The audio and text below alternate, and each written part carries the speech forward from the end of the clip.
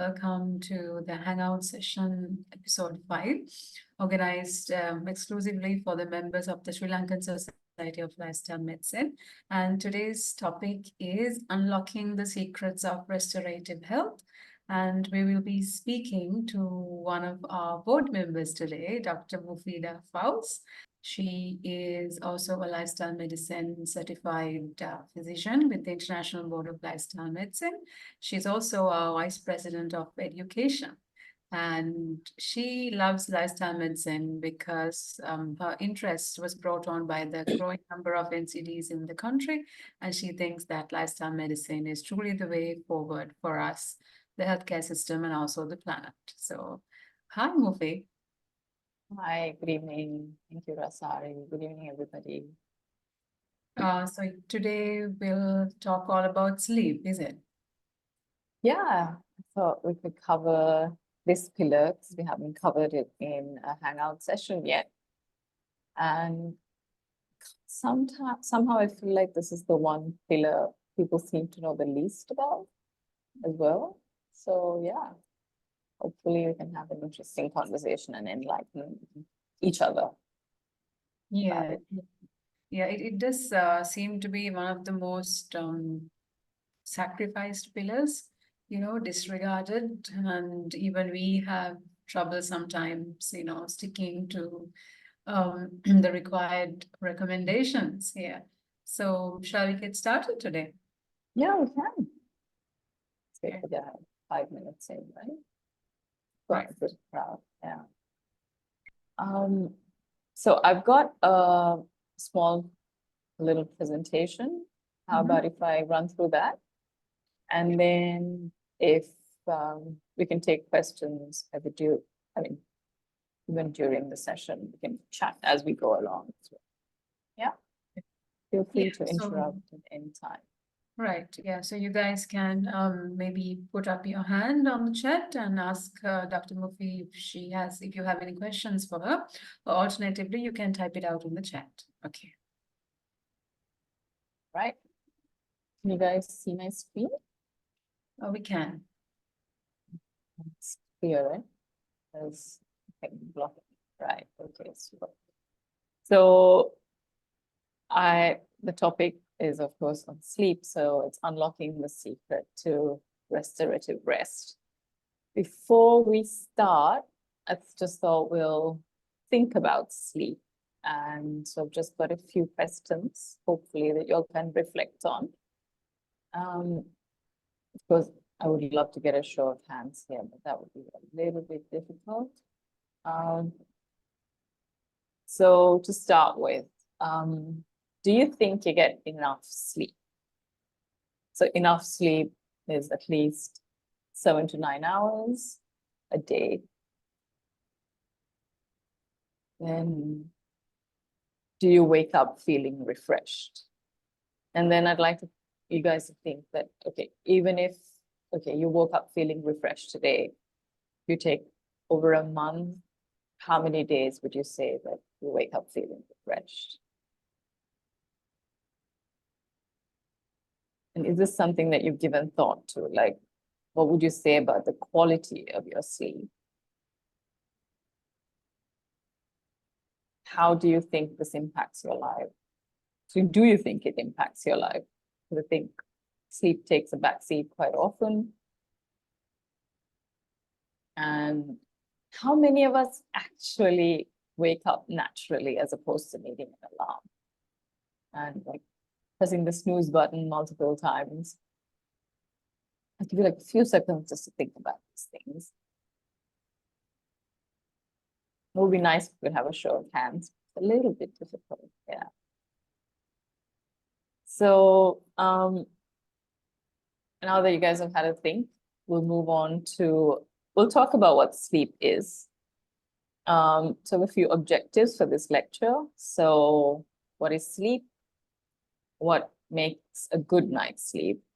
I think we've all heard at some point that sleep has different stages. So what are the stages of sleep? What is actually the function of sleep? As seeing as how we spend 1/3 of our lives doing it, sure. it plays quite an important function in our lives. So let's see what the function of it is. And this is where lifestyle medicine comes into play. There's something called sleep hygiene. So we'll learn what sleep hygiene is. I know it's a bit of a random picture there, but these are the only photos I found of Sri Lankans sleeping, and it's from the president's house. So I'm sure you guys can all guess from what period of time this is from. Right. So to start with, what is sleep? So let's look at the behavioral criteria that is used to define sleep. So it's a rapidly reversible state of immobility with greatly reduced sensory responsiveness. The rapid reversibility is what distinguishes sleep from coma or hibernation. It requires increased arousal threshold in the sense that it requires more noise and stimulation to be woken. And there is a decreased responsiveness to external stimuli. It's species specific. So animals tend to have a particular posture and place preference for sleeping. It is, there are behavioral rituals that are done before sleeping. If some of you all have dogs at home, you all would have noticed that they do some circling. There is yawning, birds will do nest making. It also has a circadian regulation, meaning that it has like a 24-hour rhythm that it follows when the conditions are constant.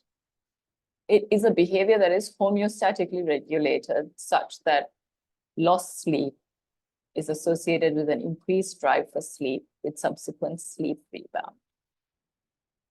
So that is the definition of what sleep is. So what are the things that influence our sleep?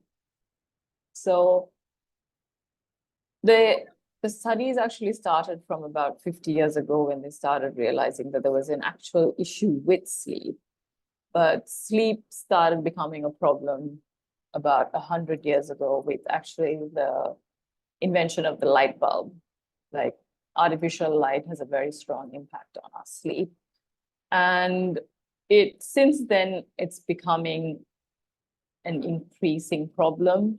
It can actually be called an epidemic, as obesity is as much of a problem. Even sleep disorders seem to be becoming a huge problem. So Sri Lankan stats was very limited. A few studies say about 10% of the population have some sleep disorder. Some global stats, though, seems to range from like 30 to 40% of the global population. And over the last 50 years, from the time actually when studies were starting to be published, it's being shown that the average adult actually sleeps 1.5 to 2 hours less than we did 50 years ago. And we really need to think as why we're doing this to ourselves. Like sleep deprivation is a mode of torture. So, yeah.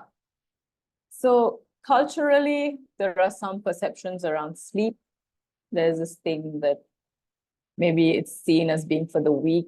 I don't know about you guys. I was always told about Margaret Thatcher and how she was this iron lady because she slept just 4 hours a day and got so much of work done. So we kind of glorify the lack of sleep. And at the same time, even right now with our generations and younger, like if you're a party animal, that's something to like be proud of. Or if you're someone who works really long hours as well, you're seen as a very diligent worker, and that's a really good thing. So those are the cultural implications of sleep.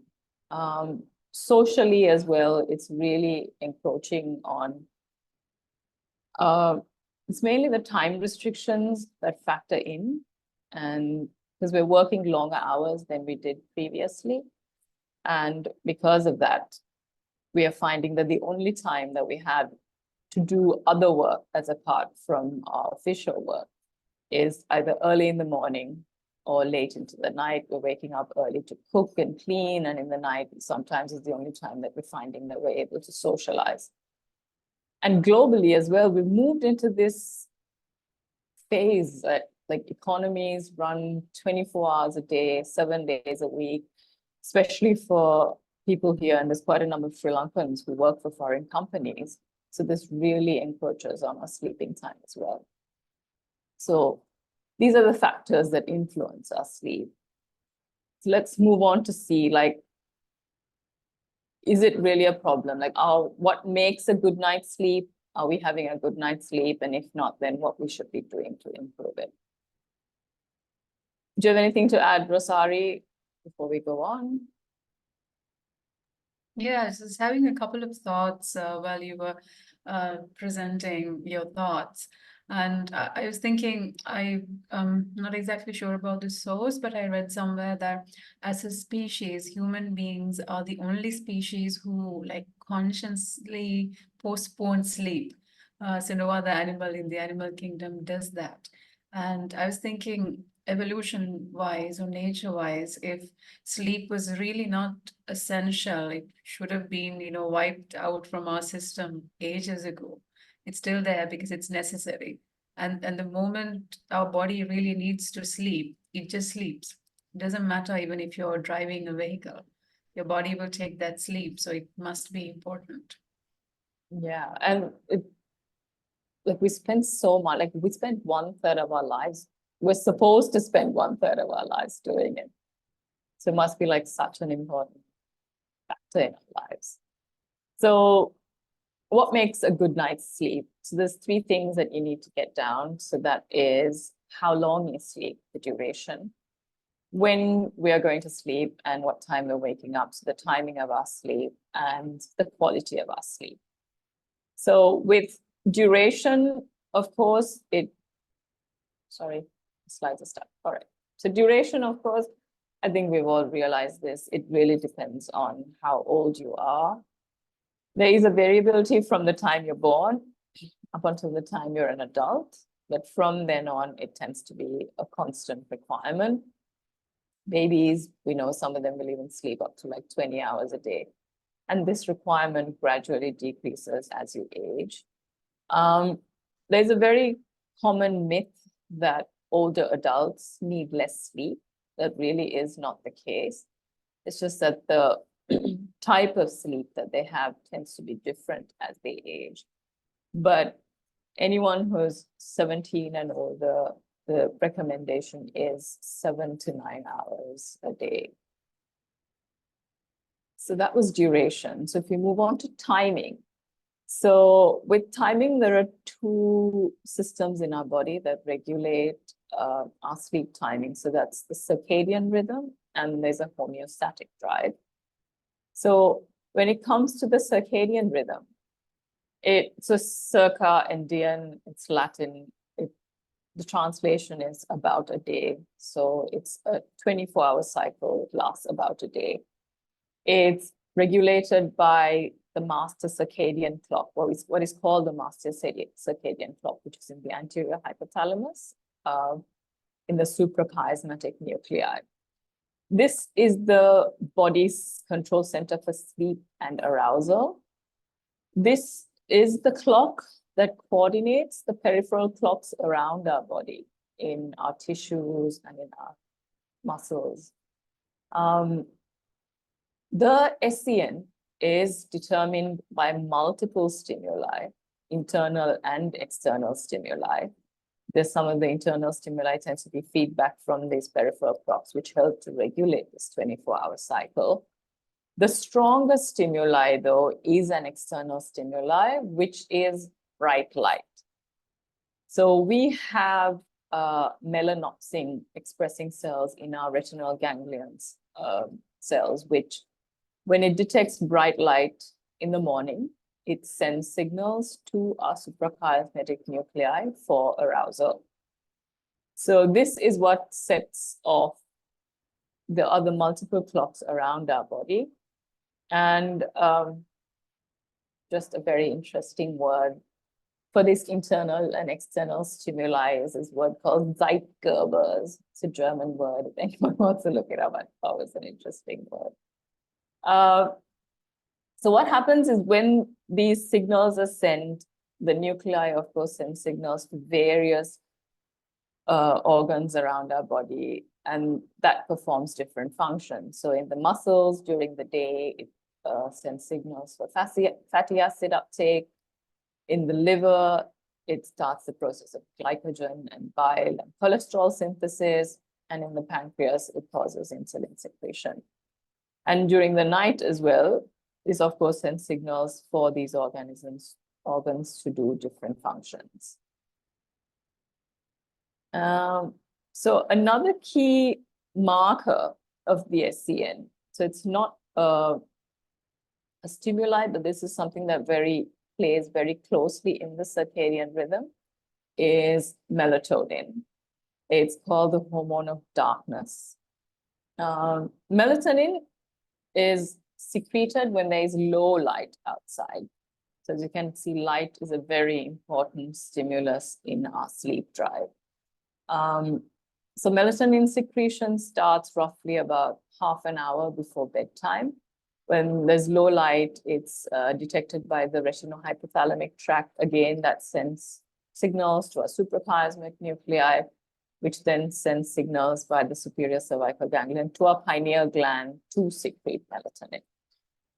There's a common misconception that melatonin is what drives people to sleep, but that really is not the case. It is what you can call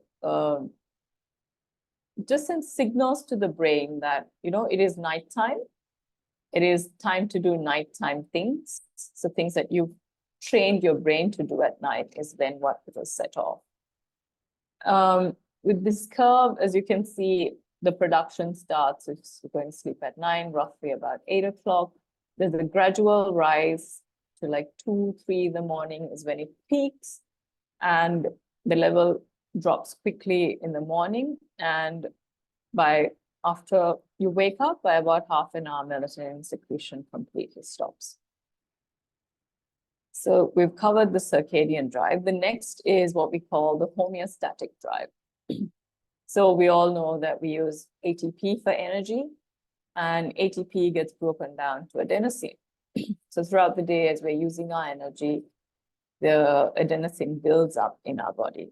And as you can see from that curve, as the adenosine builds up, that is our pressure to sleep. Interestingly, this is where caffeine comes in. So caffeine is a chemical that actually blocks adenosine's effect on the body. So it disrupts our sleep drive. So that's where we say that you can take caffeine at a certain time and avoid it afterwards, just so that this drive does not get interrupted in any way. And so this picture I just put for you to see like how the two drives interact. So if you take the bottom one, the green one, so that's your circadian drive for arousal. That starts low at about 7 a.m. and then keeps going high. Interestingly, you will see that it's high up until about 7, 8 in the evening, just so it makes sure that we are awake and alert up until that time. A homeostatic sleep drive builds as well across the day, but that tends to be like a very linear upwards curve. But it gets to this point where once the circadian drive for arousal decreases, there's the largest difference between the homeostatic drive and the circadian drive is when sleep actually overcomes the body, and then we have no option but to go to sleep. And when we're asleep, as you can see with the homeostatic sleep drive, adenosine levels go down and they get replenished. It's not shown in this curve, but I'd like you to see, just imagine that if we did have, in the cases where we do have less sleep, you'd be able to see that the homeostatic sleep drive, say we wake up at 5 in the morning, it would just end here and it would start again from this point. So this is how we can have an accumulation of adenosine and we can feel tired during the day. And at a certain time between like 2 and 4, there's a slight period where the circadian rhythm kind of pulls back and does not promote wakefulness. During those times, if you have an accumulation of adenosine, that's when you have to have a nap, and that's when your sleep drive takes over. Anything you'd like to add there, Asali? Or any questions that we have? Are we taking questions now? There is nothing in the chat, but of course, if anybody has a question, please feel free to ask. Can I just ask about the caffeine you were saying? So if you are to drink coffee, when is the last time, as in the latest you're supposed to? Because I find even if I have a coffee sort of around 3, 4 in the afternoon, I can't fall asleep. So is there any sort of recommended? Yeah, so the recommendation is before 2 p.m. Before the 2. latest. Yeah. So there is a graph much later on that shows like how the caffeine half-life works. But that's also not constant, so it depends per person and how your body breaks it down. But we can get to that later. Yeah, just to ask you something, please. So, we were talking about that there is a little dip, let's say somewhere around 2 to 3 p.m. when the circadian rhythm pulls back. So if somebody absolutely must have a nap at that time because of high adenosine build up, so that probably tells us that there is probably an insufficient amount of sleep for that person the previous night. Because naturally everybody doesn't need to sleep during that time. People do feel that slump in energy, but then it goes away. If you must sleep, then it's probably an indication to maybe start thinking that, your nightly rest is not of the, best quality. Yeah. Definitely. I think naps have been so normalized that it's something to think about. Right. So we've covered like when we should sleep and how long we should sleep. So now let's move on to the quality of our sleep. So when it comes to speaking about the quality, we need to look at the stages of our sleep. And so we have 4 stages. We can divide it into 2 roughly, your rapid eye movement and your non-rapid eye movement sleep. With non-rapid eye movement, there are 3 stages that we go through. Stage 1, 2, and 3. And stage 4 is roughly known as REM sleep now. So the stages, so non-rapid eye movement is very short duration of the night that we spend in it. It's about 2% of the night. This is the actual time where we feel like we're actually falling asleep. The body is not fully relaxed, but that's the only time that we're aware of. Then stage 2 of non-REM is the portion of the night that we spend our largest amount of time in, about 50% of the night. There's a drop in our core body temperature, our muscles are relaxed, and there's decreased heart rate and respiratory rate. Stage 3 of non-REM is we spend 20 to 25% of the night in it. That's when we have our slow wave, deeper sleep. There's very little mental activity. There's further slowing of the physiological activities that we saw in REM 2. Stage 3 is very important for physical restoration and tissue repair. It also helps with growth hormone production, and it's the best time for like cellular healing, so at a physical level. Stage 4 is where we have our REM sleep, our rapid eye movement sleep, which we spend about 20 to 25% of the night in. This is where dreaming occurs. This is where the brain is extremely active. This is very important for memory consolidation and retention, and where your body is temporarily paralyzed in this stage. So these cycles occur between like 80 to 120 minutes. It varies between people, and it varies during the night as well, the cycle length. Most people will go through 4 to 6 cycles per night, and the duration of each cycle will vary as well. So sleep is not uniform. Your total sleep is made out of several rounds of this sleep cycle.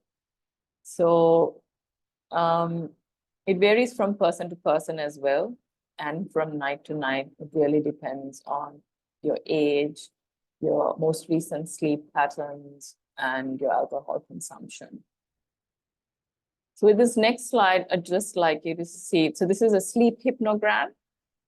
So that's your stage where you're still awake, the stage 1, which is just 2% of the night. What's yellow is in your stage 2, as you can see, a large proportion of the night spent in yellow. And stage 3 is what we spend a majority of the first half of the night in. And like I said, this is what's really important for physical repair. REM sleep tends to happen in the latter half of the night. So it's really, really important for mental and emotional clearing.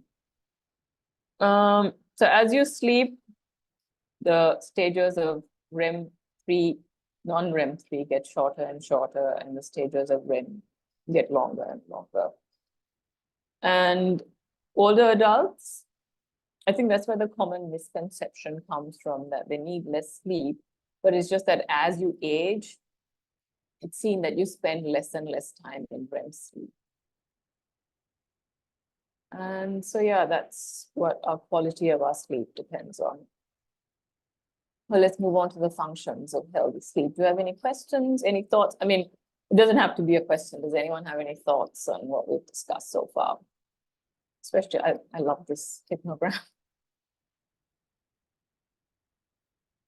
Yeah, I just want to add also to Mufi to what you said. So REM sleep is also very important in extinguishing fear.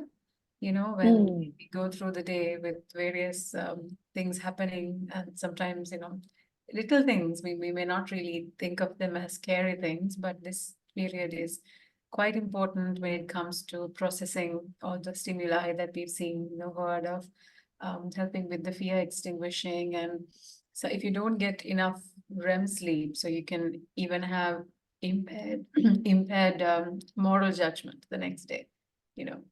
Yeah, I just wanted to add that thought. And apparently, if you wake up and you remember your dreams, that's because you've woken up in REM sleep. Yeah. So yeah, so the functions of healthy sleep. This is, we all know how we felt after a good night's sleep. So it helps with emotional regulation. It really helps with learning and memory consolidation. It's really important to remember when we want to pull an all-nighter, or we have children, or advising anybody about studying, how important sleep is. It's really important for problem solving. It lowers the body's cortisol and glucose levels. It shows like much improved insulin sensitivity. And also when you've had a good night's sleep, there's higher daytime leptin. So, and because of that, there's reduced food seeking behaviors. For the cardiovascular side, it's seen to lower sympathetic tone and your blood pressure as well. And it increases stamina and faster cardiovascular recovery. So on the flip side, though, what happens if we've had what we call bad sleep? So either short sleep or poor quality sleep. That's when we tend to have an elevated BMI.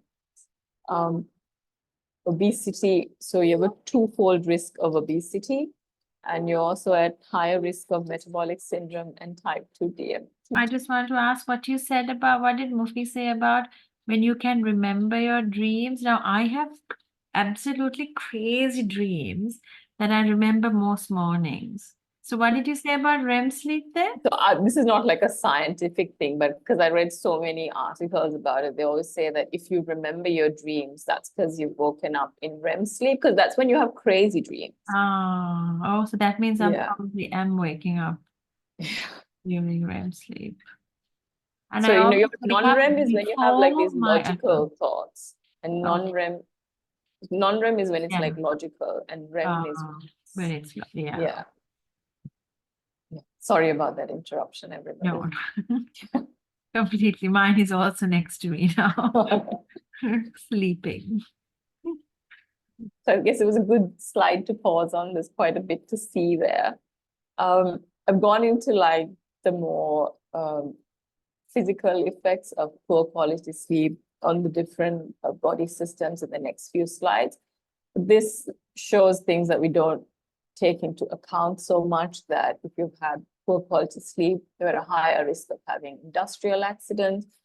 There is a deleterious effect on like traffic safety. There's some, so these are US-based studies that say there's an equal amount of deaths caused due to drunk driving by as like same amount of deaths due to drunk driving and driving while drowsy.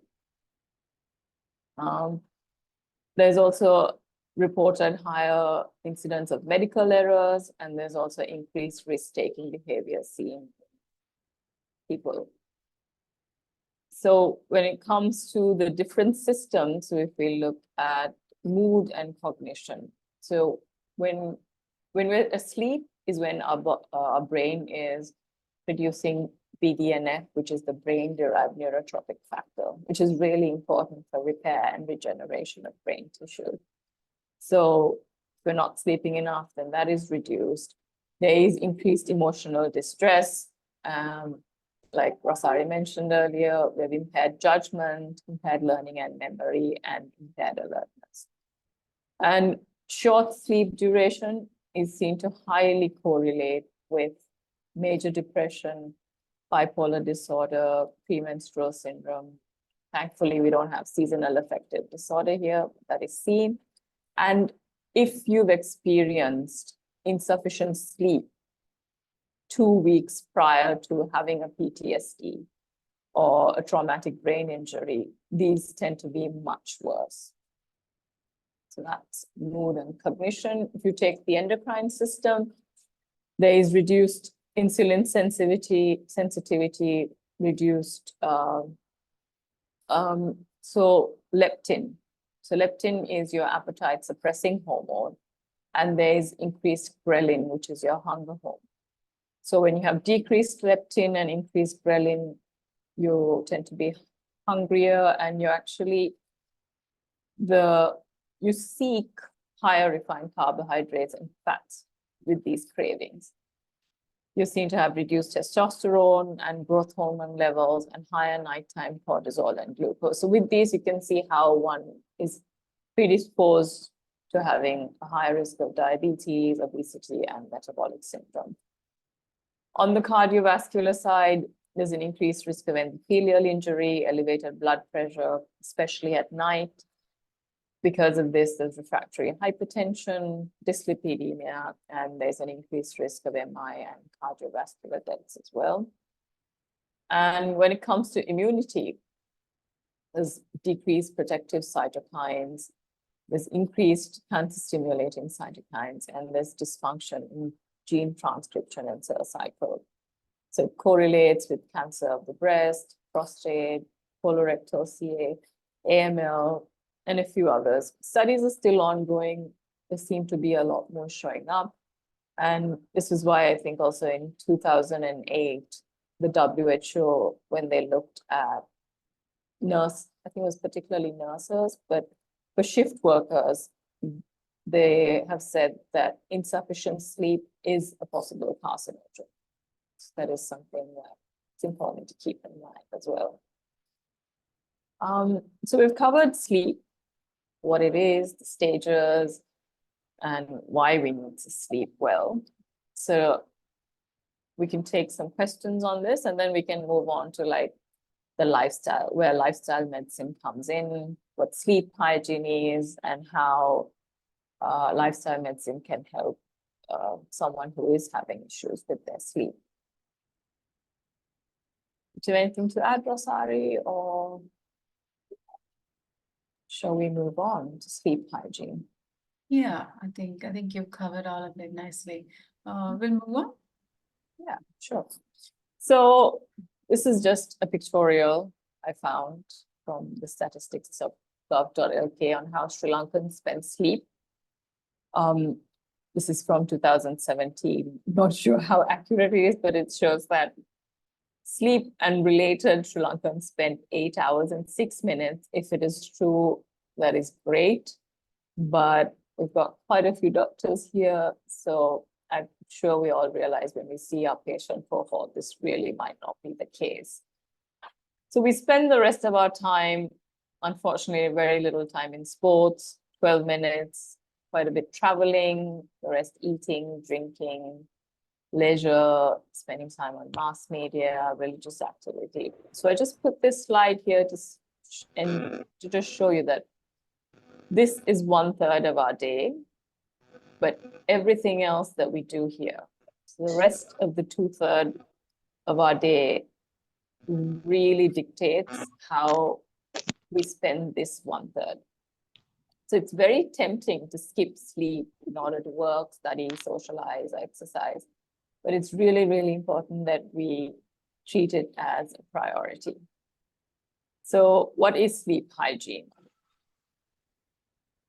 So sleep hygiene, when it comes, we look at a lot of things, our environment, what we do before sleep, the light, and how we can improve these things, the activities, what we can do to ensure that we get a really good night's sleep. So when it comes to our environment, it's a bit hypocritical. It's best to turn off all bright lights, at least like an hour or two before you go to sleep. And even if you are having these lights at night, the best thing is to have like an orange warm glow in the night. That will help the brain to wind down better. If you are someone who finds it very difficult to sleep, even if there's a little bit of light outside, if your window is outside a road where there's constantly cars traveling, it's best to block it out entirely. You can either try and install blackout shades, put papers and cover the windows, or if that's not important, if you're sharing the room with someone else, like my husband who's forever walking in and out, just try and wear a sleep mask. So that was light. Noise is something that really impacts our sleep. I said we don't realize it, but it actually can affect the deep sleep that we have. So try and use earplugs if it is noisy outside. Try and use noise canceling headphones. Something that tends to help some people is using white noise or pink noise. So that's low frequency, constant noise. I think we are blessed in some ways because most of us have ceiling fans that we listen to. That helps a lot of people go to sleep. If not, I find the younger generation seem to just put these white noise sounds on YouTube and go to sleep. So comfortable bedding, pillows, mattresses. Try and remove bedroom clutter because that's something that can irritate your mind just before you go to sleep. As difficult as this is right now, keep the room temperature as cool as possible because we need to lower our body temperatures to try and get a really good night's rest. And our brains are very interesting organs in the sense that we can train them to have different associations. So a lot of us can tend to do work in bed. We take our laptops to bed. Some of us just use it as a place where we just sit and think about the day and we worry. And eventually over time, our brains get programmed to thinking, oh, this is a place where I have to do work, or this is a place where I can worry about my life. So in that sense, it's really important that we train our brains to associate our bedroom, especially our bed, with sleep and sex only. So try and avoid doing any other work in the room.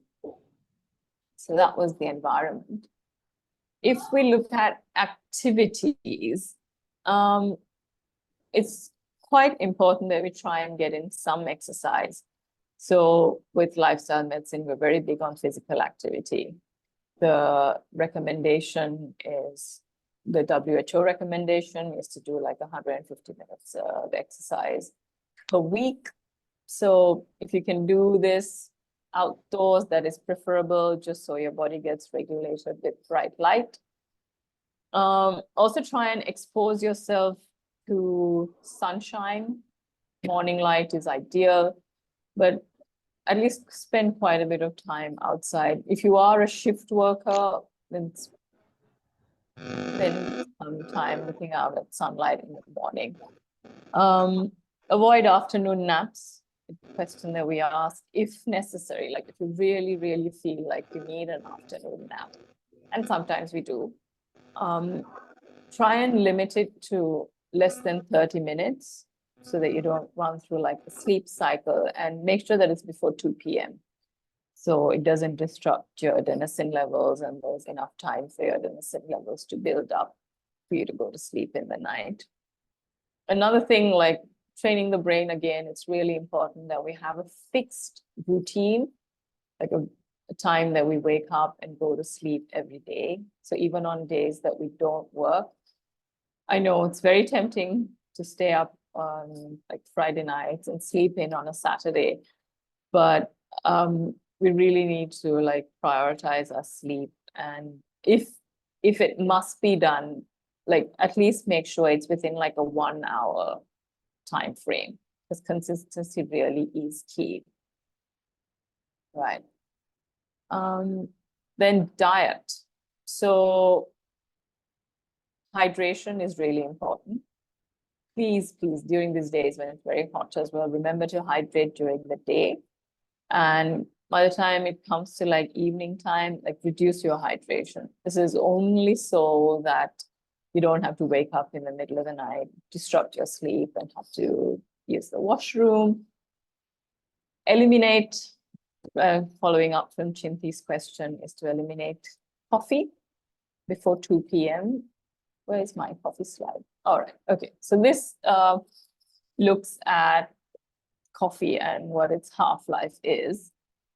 So you have a coffee at 3 p.m. For most people, the half-life is 5 hours, but it can range from like 3 to 7. So say it takes 5 hours to break down, even if you've had it at 3 p.m. By 10 p.m., your body's still having like 50% of the caffeine still in. So even for caffeine, they say ideally is to have it at least prior to 2 p.m. So back to diet, another thing to mention would be alcohol. I know a lot of people like to have a bit of a nightcap and they feel like it helps them to sleep better, but it might help you fall asleep, but it doesn't give you a restful night's sleep. So even if it's alcohol, ideally stop having it like 3 hours prior to bedtime.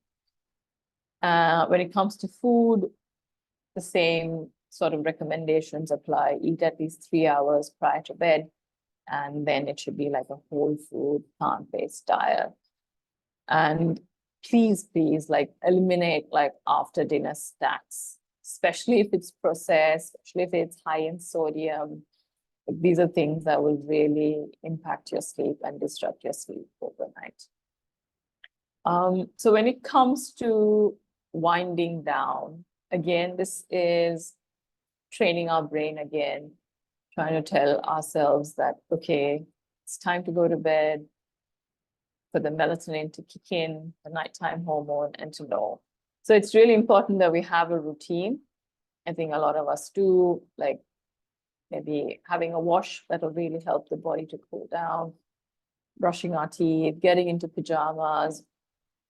So these are really, it's really important that we do have a routine. So prepare for it, like treat it as a ritual, like something that's really important to you, and stick to it. Again, hypocritical again, but try and get off all electronic devices at least 2 hours prior to bed.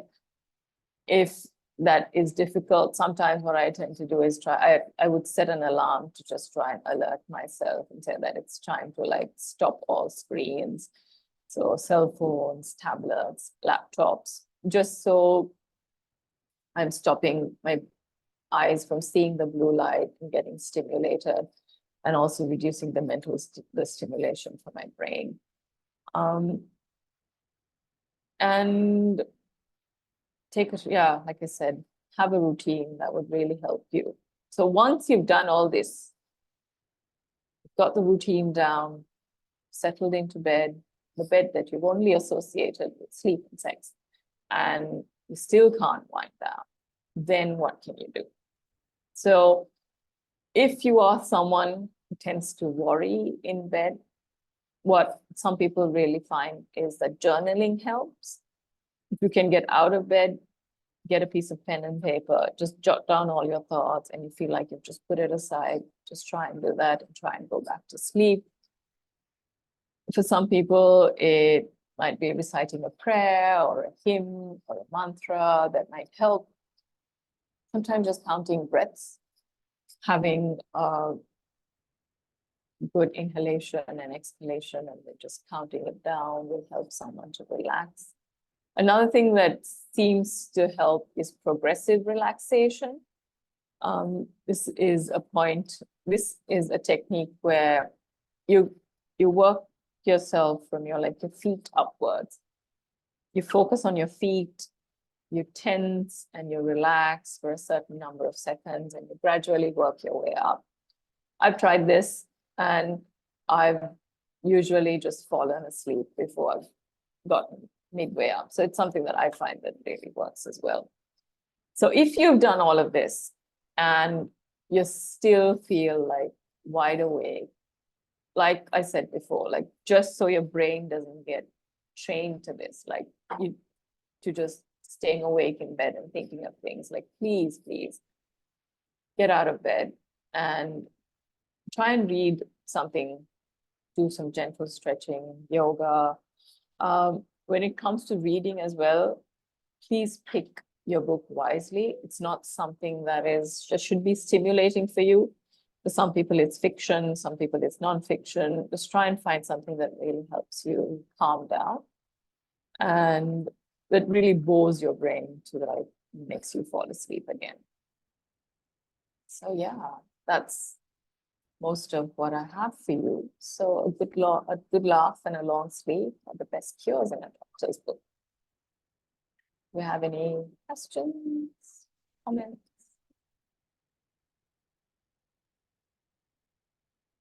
Any questions? Can I just ask one more thing about watching TV in bed? I remember we learned about that for the exam.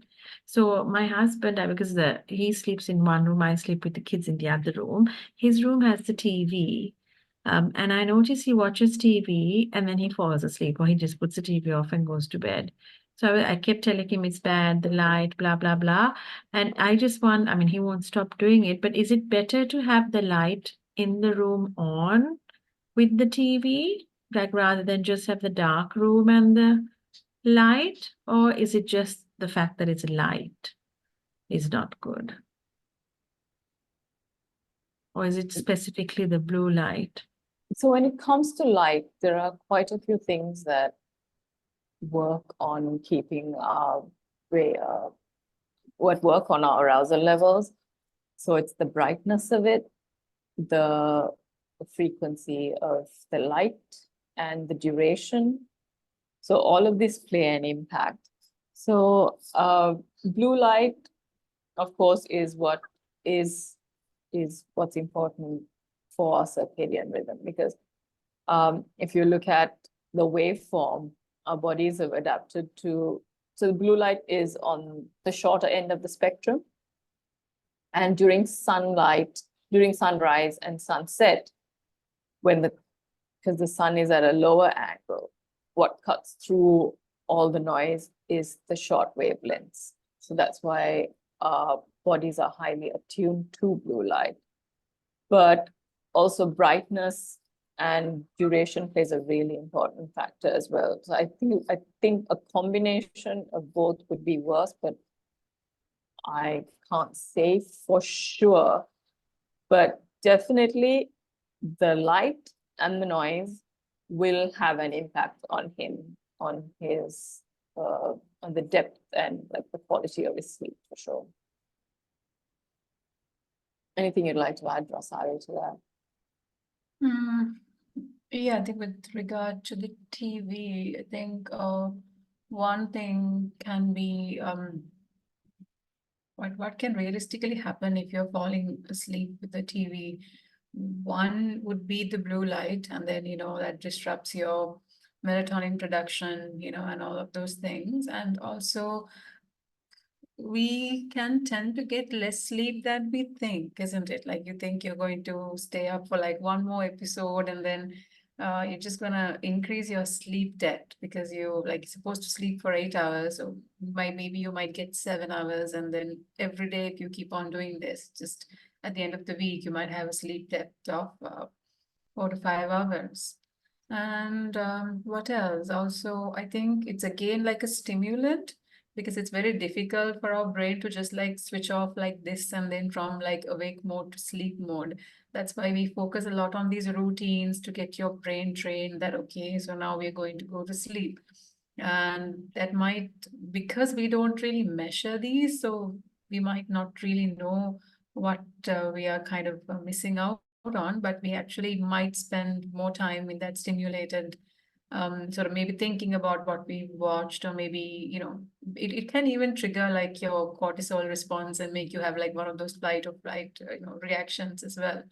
So all in all, what I've heard through research is that the light that comes from the phones are worse than that of the TV, because the TV, you don't hold the TV to your face, whereas your phone is much closer to your face. But I think overall, when you combine all of these, I still feel it's probably not a very good idea having a TV in the room. We do have, yes, Mufi, we do have a question. Hi, Sankirtana, thank you for the question.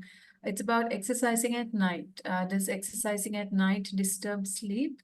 And if so, at least how many minutes before should we exercise? So with exercising, I think for a long time, the recommendation was to exercise in the morning or in the afternoon. But there was a recent study which showed that even exercising at night for people who are used to it, who regularly exercise, exercising at night can help them get a good night's sleep. So the reason that it was thought that, so the reason it was not recommended is that, like I mentioned earlier, your body needs to be at a slightly lower body temperature to fall asleep. And of course, when we exercise, we have increased metabolism and our body temperature is higher.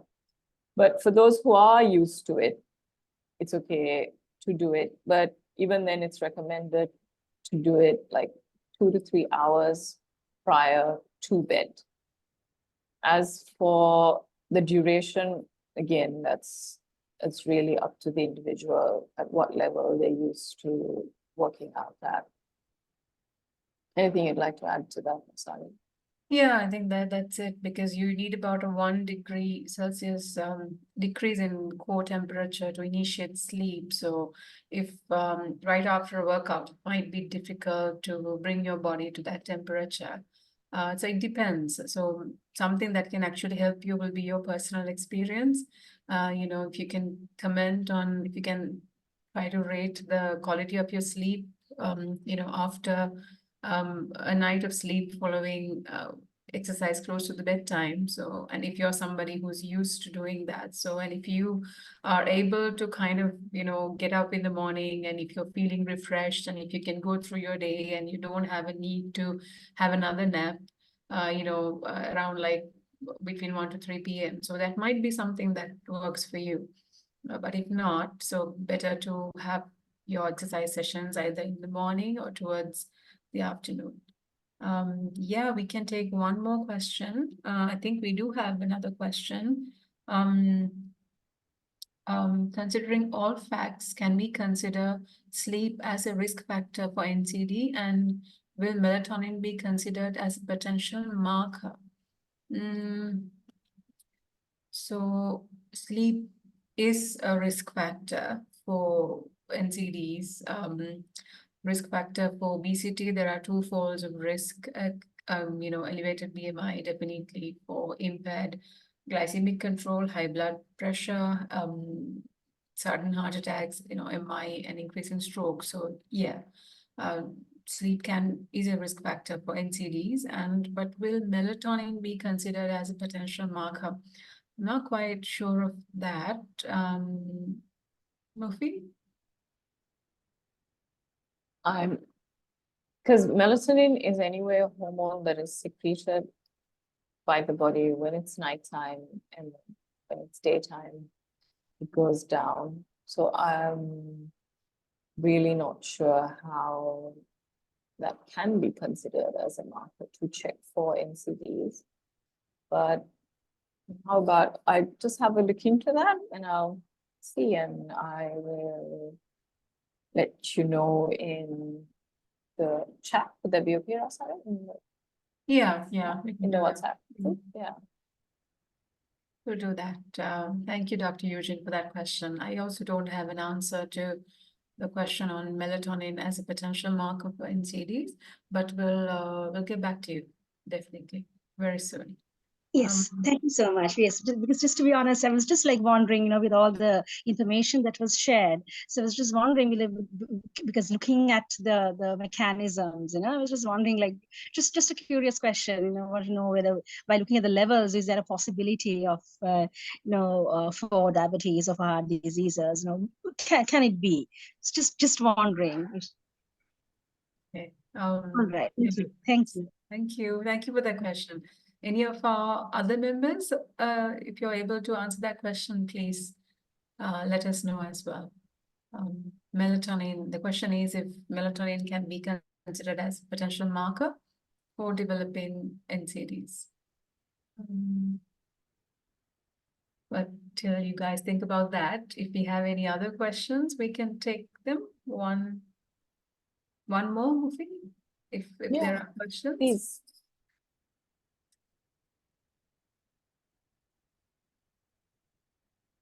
Sleep is such a vast topic. I think we covered only a little bit of it today. We can do a few more hangout sessions later on, talking about the different sleep disorders, like phase shift disorder, Yeah. So what we wanted to do today was to kind of give an introduction to sleep, kind of like a refresher about the benefits, the problems with short sleep duration, the physiology behind it. So that in future we can build on this episode and take you further. Can ask if you have any questions. Yeah, doctor. So are we having another session on this? Because I have some doubts on this sleep dead thing. So are we going to discuss in another session? We do have plans of it, maybe not immediately, but what is your do you have any questions? I read in a book saying that about sleep debt, and like to feel best about 1/3 of hours you have lost your sleep is enough, kind of. It's from the book by Dr. Jessamine. This book will make you sleep.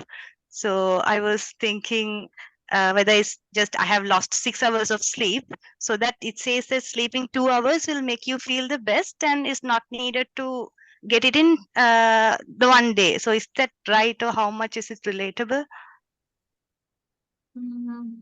That's actually an interesting question, but I haven't really heard about a concept like that. Sleep debt, there is a sleep debt that accumulates when you sort of, don't sleep for the optimal, recommended the amount of hours that you need for restoration. And you can kind of bank sleep, on when you sort of lost sleep, you can catch up. But the problem with that is that it might lead to some sort of a vicious cycle. But other than that, about the percentage of sleep, I really haven't read any research around that, Sangeetana. If you do have a research article relating, maybe the book has mentioned as a reference, will you be able to share that with us in the group? Sure, doctor. I'll just see through it. Okay, so that we can also read about it. Sounds very interesting. Anything, have you read anything related to that? No, just that sleep debt accumulates and yeah, but not really like the ratio of how you can make up for it. Yeah. Not sure. It's something interesting to Yeah, look into. yeah, definitely. Yes. So there's lots of new research actually coming up. And the one that came, I think, end of last year was that even more than sleep duration, the regularity of sleep is related to mortality risk, you know. So duration is important, but the regularity, going to bed at the same time and waking up at the same time. So that is also something that is, correlated and linked to your the mortality risk. Yeah, so there's lots to talk about in sleep. If you have other questions, you can ask us. And at the same time, I'm just going to drop in a very small feedback form. It won't take 5 minutes of your time. If you can fill it, it's just got 3 questions that would really help us a lot, so that we're still in the first 8 sessions for piloting for the SLSLM Hangout. And if you can fill it up and then let us know what you liked about the session, what you would like us to improve, then we can actually do more and do better for you guys. Okay. Lots of thank you messages coming in. You're very, very welcome. It's a pleasure discussing this with you, and pleasure talking to all of you guys as well. So thank you so much, guys, for joining us today. Thank you for joining, and thank you for your questions and your comments.